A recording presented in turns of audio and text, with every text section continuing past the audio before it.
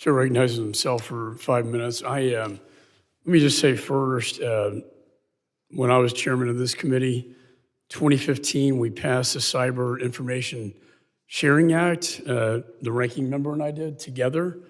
It's been a very bipartisan issue. 2018, we passed the Cybersecurity and Information Security Agency permanent authorization. And the reason why I'm going through this legislative history, it's very important to know what is still authorized today and what is not. One of the most critical pieces of CISA, as we imagined in Congress, was to share information with the private sector, not only to the private sector, but from the private sector, which holds about 80% of the cyber threat information. Would you agree with that, sir? Yes, sir. Yeah, so that was vitally important as the authors of this agency, and we had quite a battle with, I have to say, with House Intelligence over whether this should be warehoused under the National Security Agency, which is not a civilian agency to interact with the private sector. We thought a civilian agency would be the better fit. I like to think that we were right about that. But then the goal was to expand the capabilities so that you could meet those requirements. Do you feel that you have those capabilities today?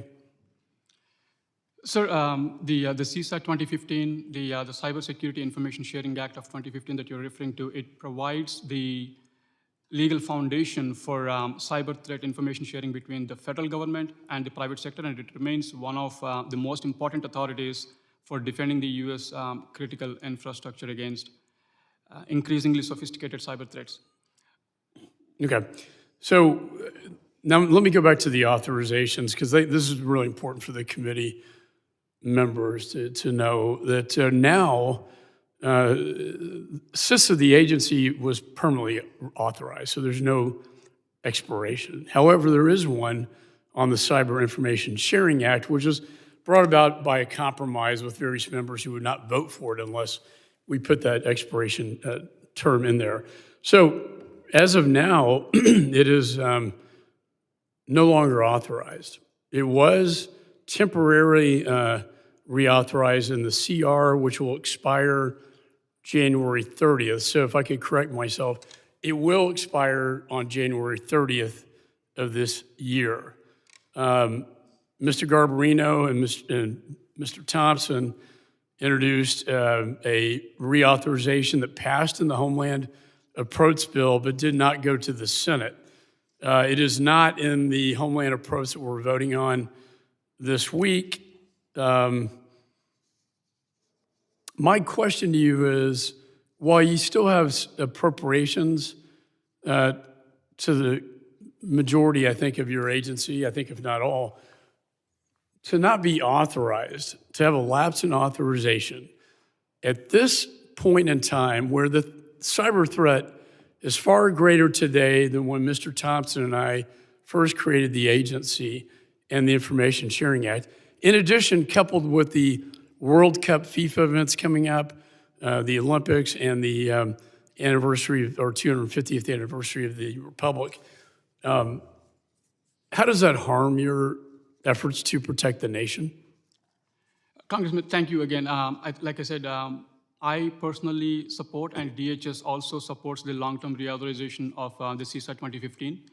And I understand that the act expires Jan 30th. And one of the strengths of CISA is the partnership and collaboration with the private sector.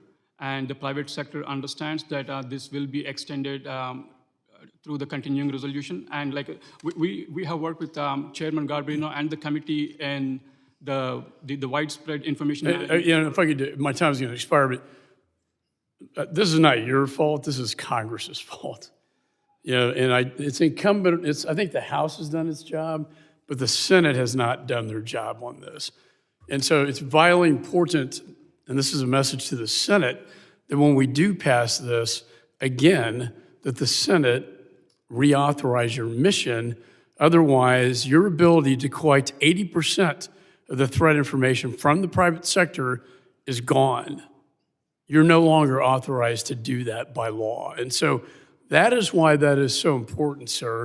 And this is always, as Mr. Thompson knows, always been a bipartisan issue. I really hope, I don't have any doubt on my colleagues on the other side of the aisle or in the House we're going to get this done, but the Senate, for the sake of the nation and our security, needs to act on this. It is highly irresponsible, and quite frankly, it's just downright dangerous what they're doing. And they're playing games with something that's very serious.